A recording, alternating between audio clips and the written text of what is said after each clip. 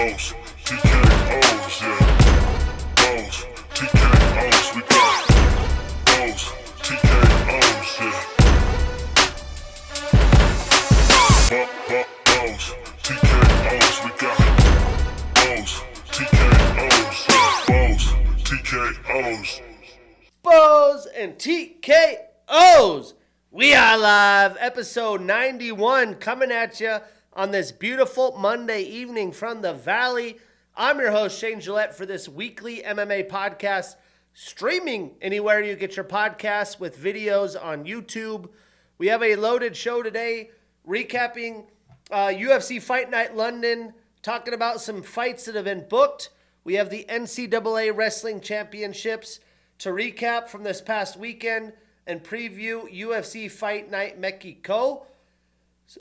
Before we talk about MMA, I got to have my friend from Wyoming come visit me for his first time. We got to catch a spring training night game, watch the Padres do work in the beautiful Peoria Sports Complex. We got to watch KD go off for almost a 40-point triple-double as the Suns beat the Cavs. Got some golf in, got to see some other family friends in Tucson. It's starting to heat up here as we're hitting 90 degrees the next few days. And I go on my first on-sites to my customers with my company in Chicago. My first time in the city of Chicago. Get some good cuisine. I'm going to catch opening day for the Angels. Catch a Bulls game, a Blackhawks game. Get the full experience in Chi-Town. But enough of me. Let's jump in and talk MMA. Some fights that have been booked. We have Juliana Miller taking on Ivana Petrovic May 3rd. Luana Pinheiro taking on Tisha Pennington May 17th. We also have Rose Namajunas taking on Miranda Maverick June 14th. The rumored location in Atlanta, Georgia. And then Alonzo Menefield and Umar Sy on that June 14th as well. But let's talk the NCAA Wrestling Tournament. We do have guys kind of as a funnel system now from the NCAA into the UFC. As if you were the best wrestler in the world, you may go fight or perform for the Olympic team or internationally, but there isn't a ton of money opportunity, all that workout, nutrition. Now they could go to the UFC and have an opportunity, but Penn State steals the show, scoring a 177-point tournament to break the all-time scoring record for the NCAAs. The Nebraska Cornhuskers getting a couple champions for the first time in a long time. And the story of the show, Air Force alum Wyatt Hendrickson in his fifth year of eligibility taking down the giant Gable Stevenson in his first loss in a beautiful fight. Gable up 4-2 with about 20 seconds left. Wyatt gets a takedown and gets to keep it to get the victory, the shocker. Some great performances. We had Carter Starachi as the first 5-time NCAA champion. You know, you're seeing some of these guys like Gable, who's 24 years old already. Some weird eligibility situations. But Parker Kekison from Northern Iowa giving him all he could handle. We had Dean Hamidi from Oklahoma State beating Keegan O'Toole in a 1 upset. Mitchell Messenbrink, the 1 seed from Penn State, outlasting Michael Caliendo from Iowa. And then Antrell Taylor and Ridge Lovett getting the wins for Nebraska. Jesse Mendez, a 3rd seed, getting the win against Brock Hardy for Ohio State. Huge win. And then we had Lucas Bird of Illinois beating the number 2 Drake Ayala from Iowa 3-2. And the freshman Vince Robinson from North Carolina State beating Troy Spratley 2-1. Great NCAA tournament. There was some fun grappling events there. Colton Schultz from Arizona State getting 3rd. Richard Figueroa getting bounced out pretty early in the tournament for the local ASU grapplers. But let's jump in and talk UFC Fight Night London. I went 6-7 in my picks. Overall, 550 wins, 276 losses, 8 no contests and draws. On the year, 66 wins, 35 losses, 1 no contest and draw. Started the year super hot. The cards are starting to level me out a little bit. To recap the London card, the local fighters had a rough night. They went 3-6 for the English fighters. The prelims were pretty bad outside the Loney Felipe fight and the Callan-Nathan rematch, and both of those went to decisions. I thought the main card was even worse and kind of a shit show of a performance by Leon in front of his home country. Just his body language all the time, his attitude, I don't like it at all. I'm just like, come on, man, you're the headshot dead guy. Let's see some of that. So I'm going to recap this a 4 out of 10. I feel like the London crowds have kind of been wilting down a little bit with the excitement for the fans. Maybe they just need the Paddy Pimblett effect. I'm not sure. But some good fights we will not break down. We had Shauna Bannon with a round 2 submission via armbar over Pooja Tomar. Performance of the night, 50 G's for Shauna.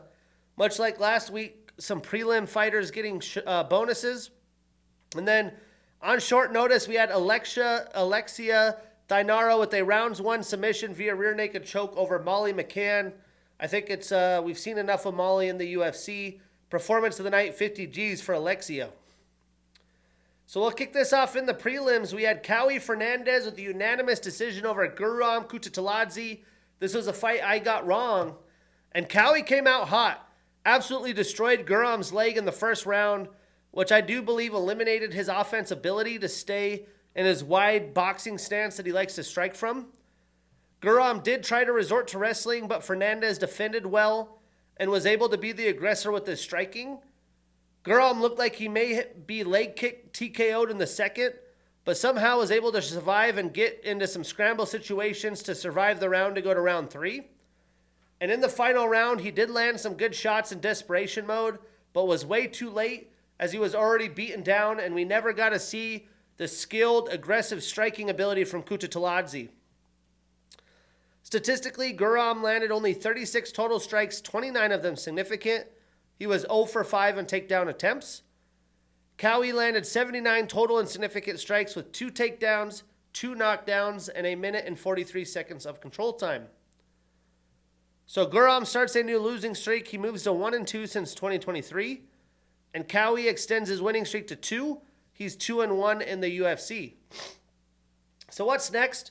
Well, I would love to see Cowie take on Daniel Zellhuber, and Guram could fight Jai Herbert, who fought on this card, and we'll talk about in a bit. Then the prospect showdown. We had Callan Logren with a split decision victory over Nathan Fletcher. And again, this is a rematch of somewhat of a developing rivalry between the two gyms. Fletcher won before they were pros via unanimous decision. But this time, Callan came out very aggressive in round 1 and wanted to get Nathan down. Not only did he take him down multiple times in the first, but he was able to land some big hooks as well. Nathan landed his fair share, but was fending off the wrestling of Logran and was down 1 going into round 2.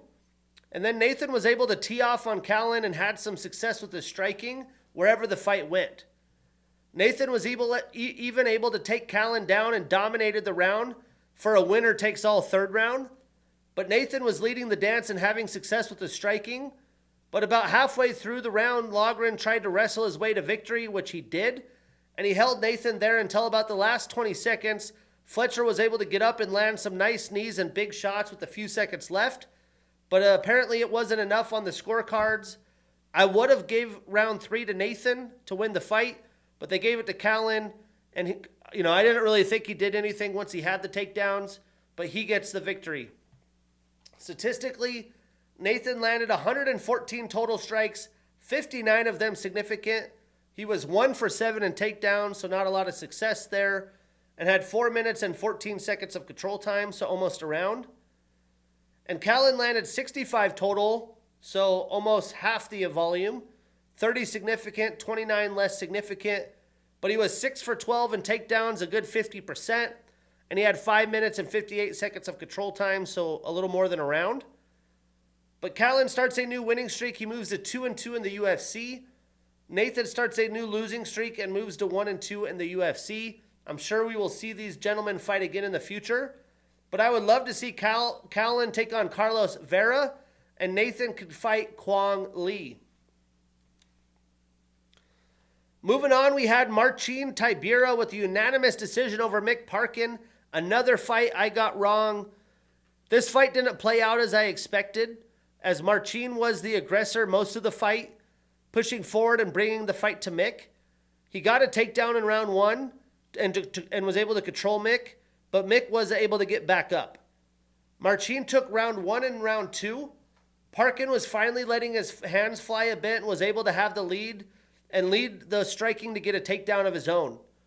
He had good control time to take the round, so I thought it was 1-1 going into round 3. And I would think that the younger fighter in Mick would be the fresher fighter going into round 3 and throw enough volume to get the win. Well, Tibera was landing the bigger and more damaging strikes, and Mick was more looking to counter versus push his offense on the veteran, and that cost him, as Marcin was scored the third round on all 3 scorecards. I did want to see more killer instinct and offensive attack from Mick, especially the way, as well as he did in the way of grappling against a very good grappler in Tibera. So Mick did show he is a well-rounded fighter, but he may have been too focused on the grappling to take away from his own offense and not pressure too much. So it cost him.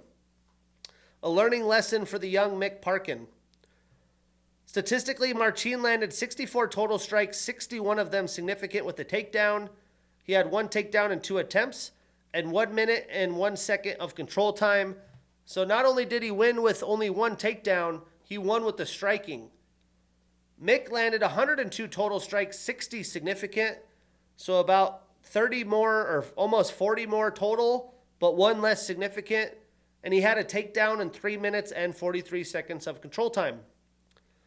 So Marcin extends his winning streak to 2. He's 4-2 since 2023, and Mick ends his 10-fight winning streak and suffers his first pro loss.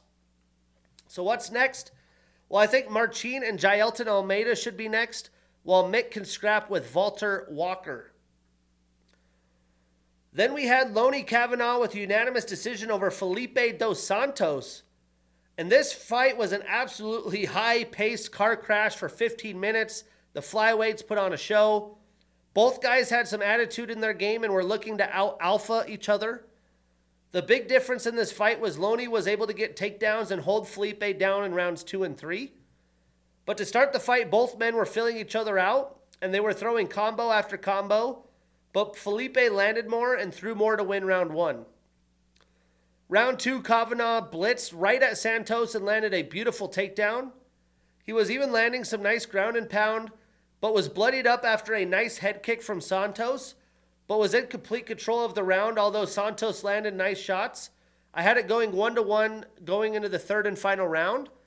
In round 3, Felipe was really coming at Loney, but that gave Kavanaugh another takedown, and he was able to do just enough with his strikes on top to get the round and still the fight, although it was another razor-close decision.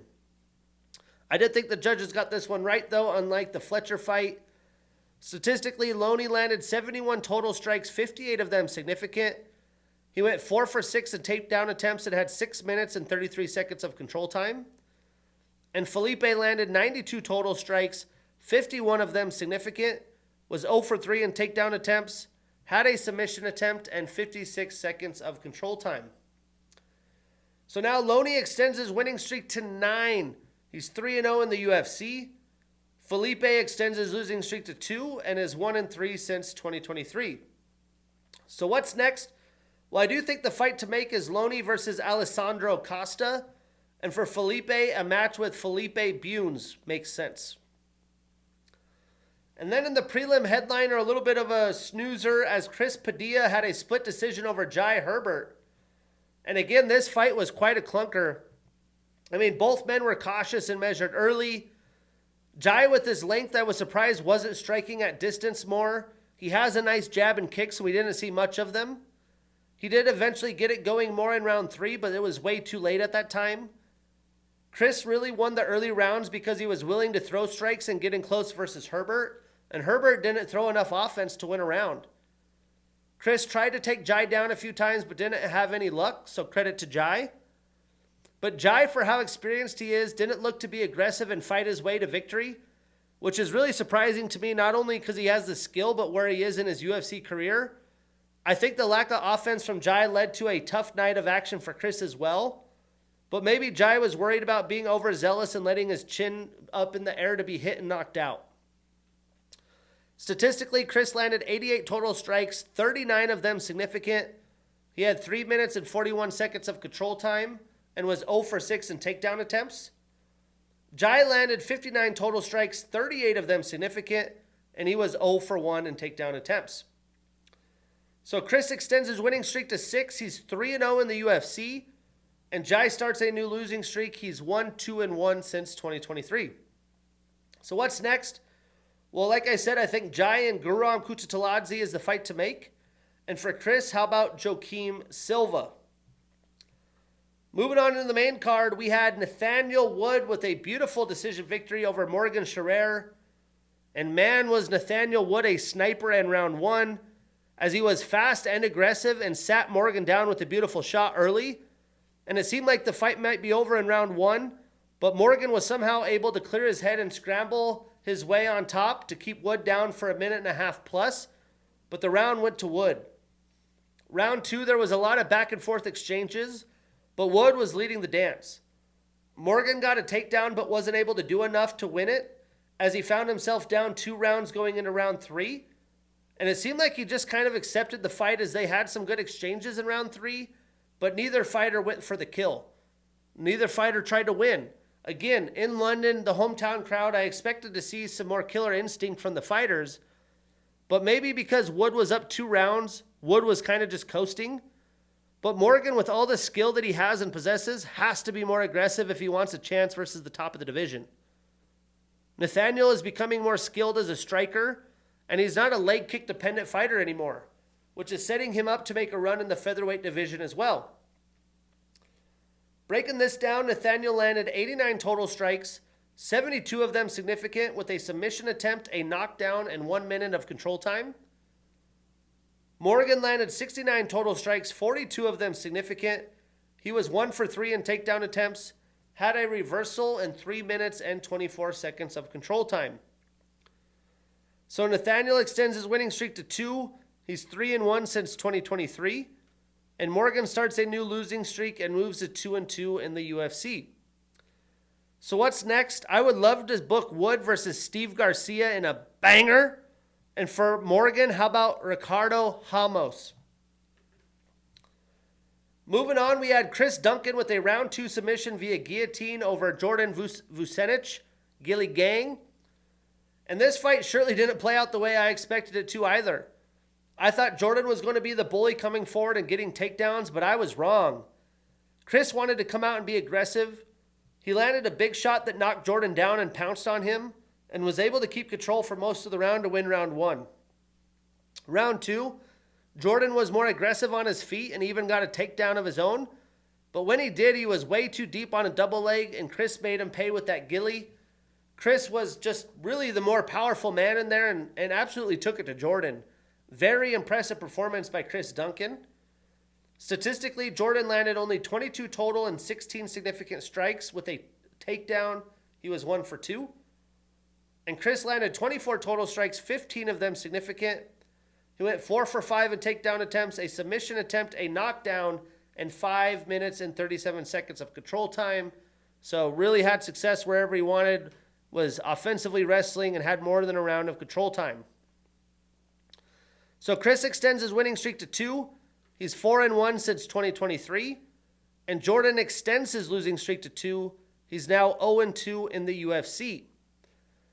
In the post-fight interview, Chris called for a fight with Terrence McKinney. I'd love to see that happen. And for Jordan, a matchup with Vyacheslav Borshev would make sense. Moving on, Kevin Holland finally getting a win with unanimous decision over Gunnar Nelson. Performance of the night, 50 G's to Kevin Holland. Now, I'm surprised this fight got a bonus, and Kevin continues to look lackluster, although he's been super active. Credit to him, he was able to fend off submissions here and did enough with his striking to get the victory, as he almost finished Gunnar in the second before the horn. But basically, it was Kevin picking at Nelson from distance, and when it went to grappling, Nelson had to earn his takedowns, but he got him. Once he got him, he was looking for submissions, of course, and almost had an arm triangle, had it deep in with Kevin, but Kevin impressively was able to get out, and Gunnar hardly threw any strikes or looked to do any damage when on top.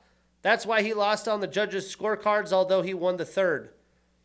Statistically, Gunnar only landed 30 total strikes, 15 of them significant. He had 3 takedowns and 10 attempts, a submission attempt, and 9 minutes and 29 seconds of control time, so about a round, almost 2 rounds, but was only 3 for 10, so credit Holland. Kevin landed 138 total, so 108 more, 55 of them significant, 40 more total. He had the knockdown and was 0 for 1 in takedown attempts with a minute and 4 seconds of control time. So Kevin ends his 2-fight losing streak. He starts a new winning streak and moves to 4-4 since 2023. Gunnar ends his 2-fight winning streak and starts a new losing streak. He moves to 2-1 since 2022.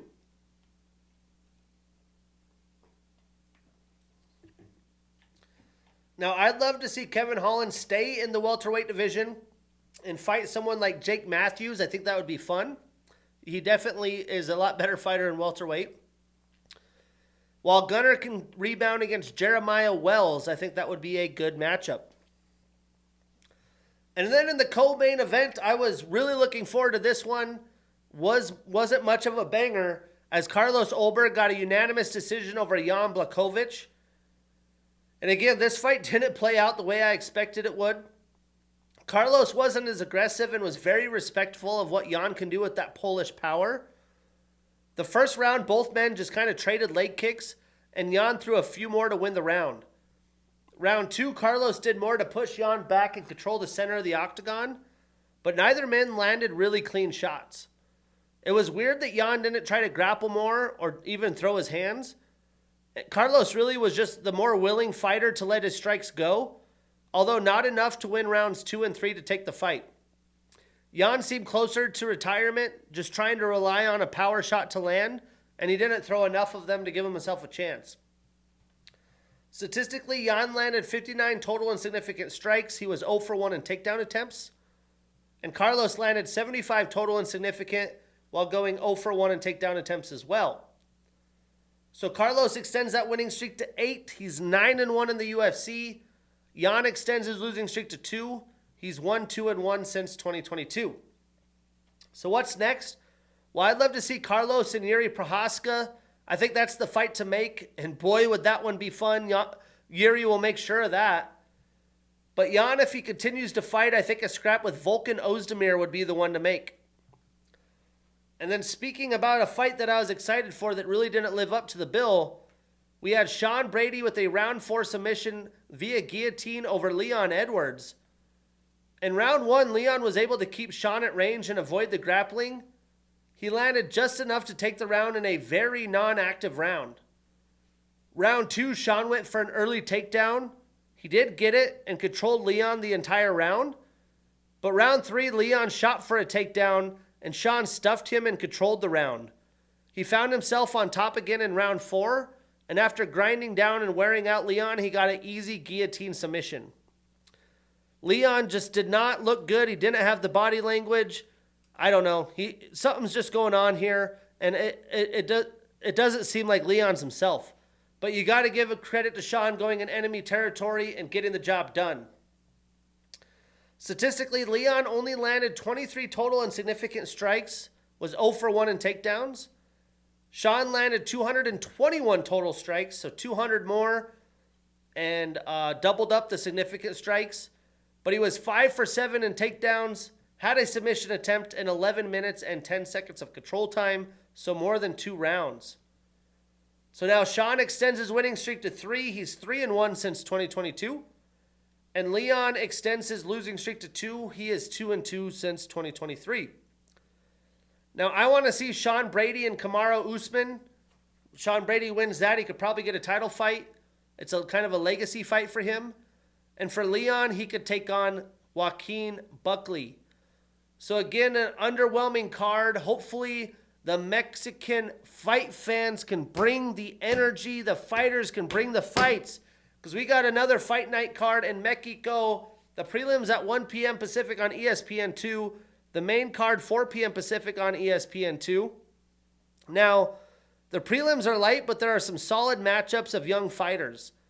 The main card is top heavy, but the top 3 fights are for sure fireworks. I'm previewing this card a 6 out of 10. Some good fights we will not break down. We have Jamal Emmers taking on Gabriel Miranda. Rafa Garcia taking on Ultimate Fighter alum Vince Pichel. 11th ranked Lupi Godinez taking on Contender Series alum Julia Pilastri. Contender Series alum Atiba Gautier taking on Jose Medina. And Contender Series alum David Martinez taking on Simon Oliveira. But let's kick this sucker off in the prelims. We have Mikel Medeiros, the 28-year-old fighter with a 9-1 record, taking on Austin Thud Hubbard, 33 years old with a 16-8 record. Now to kick off the card, we get a Contender Series alum who has impressed early in his UFC career, taking on an alum who's been to the UFC twice in his prime, who probably needs a win here to stay on the UFC roster. Both fighters are well-rounded, but are strikers first, so this should be a fun fight. Breaking it down, Markel trains out of Factory X Muay Thai. He's a Fury FC and Contender Series alum. 6 of his 9 wins are via knockout. Now, Austin trains out of Elevation Fight Team. He has a purple belt in BJJ. He's an LFA and Tough alum. He's on a 1-fight losing streak and is 1-2 in the UFC. Now, Markel impressed me in his UFC debut with a close decision win over Landon Quinones. But Austin is a tough, durable veteran who's kind of in desperation mode and is going to be his toughest test yet. For that reason, I'm taking Austin Hubbard. We are putting him on that parlay. We marking that ish down, and we getting that bread.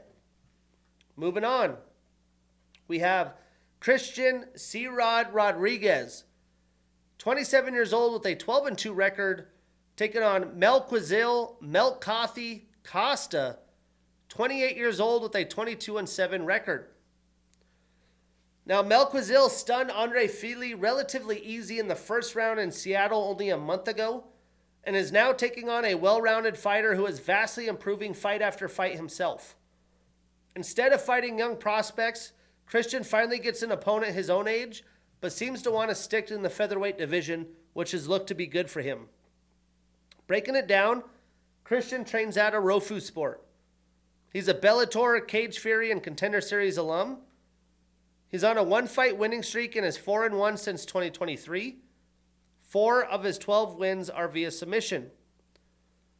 Now, Costa trains out of Shootbox. He's an LFA alum.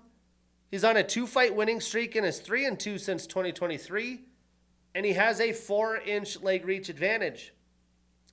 Now, I think that Christian will have the striking advantage, and when it gets to the ground, it will be tight as both men are very skilled there.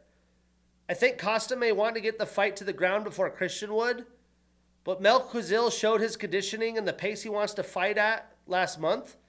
Christian's accustomed to that after his last few fights. For that reason, I'm taking Christian Rodriguez.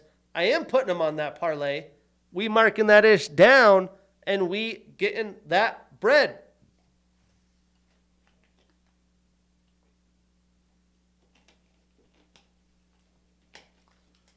Now in the prelim headliner, we get a flyweight showdown. We have Edgar Piro Chikali Chairez, 29 years old with an 11-6 record, taking on CJ Vergara, 33 years old with a 12-6-1 record. Now, although CJ is in his prime and Edgar is just now hitting it, both flyweights are in desperation, kind of in a real big need of some wins and some positive momentum right now, which should make for a great fight. Edgar trains out of Entrim Gym.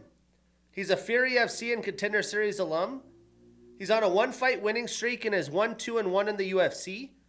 7 of his 11 wins are via submission, 4 via knockout, so all 11 of his wins come via finish. And he is rocking a 3-inch reach and leg reach advantage. CJ is a Fury FC, RFA, LFA, and Contender Series alum. He's on a 2-fight losing streak and is 2-2 since 2023. And 7 of his 12 wins are via knockout. Now, CJ is a solid fighter that is going to make Edgar beat him with his striking ability. I expect CJ to test Edgar's ground game early and often and fire combos that cover space to open up his takedown attempts. CJ has been fighting the best comp of the division and has to get a win now. For that reason, I'm taking CJ Vergara, but I am avoiding him on any parlays where possible. Going into the main card, We got Ronaldo Lazy Boy Rodriguez, 25 years old with an 18-2 record, taking on Kevin El Gallo Negro Borjas, 27 years old with a 9-3 record. Now, Ronaldo definitely has some Mexican attitude in his fight game and is the perfect fighter to open the main card in Mexico. He's really impressed since he's been with the UFC, but although Kevin is on a fighting skid, he's a very skilled fighter who's going to do whatever he needs to find a way to win. Breaking this down, Ronaldo is an icon fighting and Contender Series alum. He's on a 7-fight winning streak and is 2-0 in the UFC. 7 of his 17 wins are via knockout, 5 via submission, so 12 of his 17 wins via finish. Kevin is a Contender Series alum. He's on a 2-fight losing streak and is 1-2 in the UFC. 8 of his 9 wins are via knockout, and he has a 2.5-inch reach advantage. Now, I expect both fighters to come out at a high pace and be aggressive. Ronaldo is full of confidence right now, but when I watched him at the Sphere, he tired out. Kevin has great cardio, so if Ronaldo doesn't pace himself, the longer the fight goes, the more I think it favors Borjas. I'm sticking on the Mexican hype train. I'm taking Ronaldo Rodriguez, but I'm avoiding this on any parlays where possible. Another young Mexican stud, we have Raul El Nino Problema Rosas Jr., 20 years old with a 10-1 record. Chihuihuis! Taking on Vince Vendetta Morales, 34 years old with a 16-9 record. You want to talk about different career trajectories? These are two different fighters in completely different situations. That we have a 20-year-old Raul and a fighter in the middle of his prime in his second stint with the UFC, who probably has to get a win to stay on the roster. Vince is a well-rounded fighter with good grappling, and he, tries to strike, and his will to dig deep and find a way is his strength. Both men's grappling abilities, we might have this turn into a striking battle, but breaking it down, Raul is a southpaw fighter. He trains out of 10th Planet Jiu-Jitsu with a black belt in BJJ. 3 of his last fights have been performance of the night. He shows up, he shows out. He's on a 3-fight winning streak and is 3-1 since 2023. 6 of his 10 wins are via submission, and he has a 4-inch leg reach advantage. Now, Vince trains out of Syndicate MMA. He has a purple belt in BJJ. He's a Bellator, King of the Cage, Contender Series, Risen, Tough Enough, and UFL alum. He's on a 2-fight losing streak in his return to the UFC. 7 of his 16 wins are via knockout, 5 via submission, so 12 of his 16 wins via finish, and he does have a 3-inch reach advantage. Now, I do expect Raul to try and wrestle Vince anyways. Elijah Smith had success a little over a month ago in doing that. I do think the striking will be even, but Vince is better defensively and obviously has a bunch more experience. But I think the offensive attack of Raul Rosas Jr. in Mexico will be too much. I am taking the young stud, but avoiding this on any parlays where possible. This will be a stiff test for the young fighter. Then we have an absolute banger. We got Joe Body Bags Pfeiffer, 28 years old with a 13-3 record, taking on Kelvin Gastelum, 33 years old with a 19-9 record. And man, am I excited for this war, because that's what it's going to be. Kelvin versus Israel Adesanya just went into the UFC Hall of Fame, and I'm not sure this fight can live up to that, but I do expect 15 minutes of straight violence. Kelvin has had his up and down few years, but I think his drop to middleweight will do him favors, and he looked to be in great shape versus Daniel Rodriguez. Joe is nearing his prime and still has some lessons to learn like he did in the Jack Hermanson fight, but I do think he will overpower Kelvin in 15 minutes and might think differently if it was a 5-round fight. Breaking this down, Joe is a Ring of Combat alum and former champion. He's also a Cage Fury and Contender Series 2-time alum. He's on a 1-fight winning streak and is 3-1 in the UFC. 3 of his last 5 fights have been performance of the night. He shows up, he shows out. Be like Joe. 9 of his 13 wins are via knockout, and he does have a 3.5-inch reach advantage. Now, Kelvin is a southpaw fighter. He trains out of King's MMA. He has a black belt in BJJ. He has a JUCO wrestling background out of North Idaho College. He had the 2019 Fight of the Year against Israel Adesanya, that's now inducted into the UFC Hall of Fame. He's the Ultimate Fighter 17 champion. He's on a 1-fight winning streak and is 2-1 since 2023. 6 of his 19 wins are via knockout, 5 via submission, so 11 of his 19 wins via finish, and 3 of his 9 losses are via submission. Now again, Joe is such a brute force with his power and wrestling ability. I think he's going to have Gastelum just trying to stay alive and defend the first round. How he responds will be interesting. I'm sure he does, Kelvin does and has his moments, but I think Joe does enough with his volume and striking arsenal to win the first 2 rounds. Kelvin is a great counter striker and likes to push forward, but I don't see him doing that with Joe. For that reason, I'm taking Joe Pyfer, but I'm avoiding this on any parlays. This kind of seems like it might be a trap fight for Joe. Then in the co-main event, another banger. We got Drew, the Crimson Chin Dober. Not his real nickname, but it should be his nickname. 36 years old with a 27-14 record, taking on Manuel El Loco Torres, 29 years old with a 15-3 record. Now, what a fun striking battle we get here. Drew and Manuel aren't afraid to sit down in the pocket and exchange strikes. Drew has more experience and is in desperation of a win at this point. Manuel is looking to bounce back from his first UFC loss, but has a very tough fighter to deal with. Breaking this down, Drew has a Muay Thai style. He has a brown belt in BJJ, a black belt in Taekwondo. 7 of his 11 fights have been performance of the night or fight of the night. He absolutely shows up and shows out.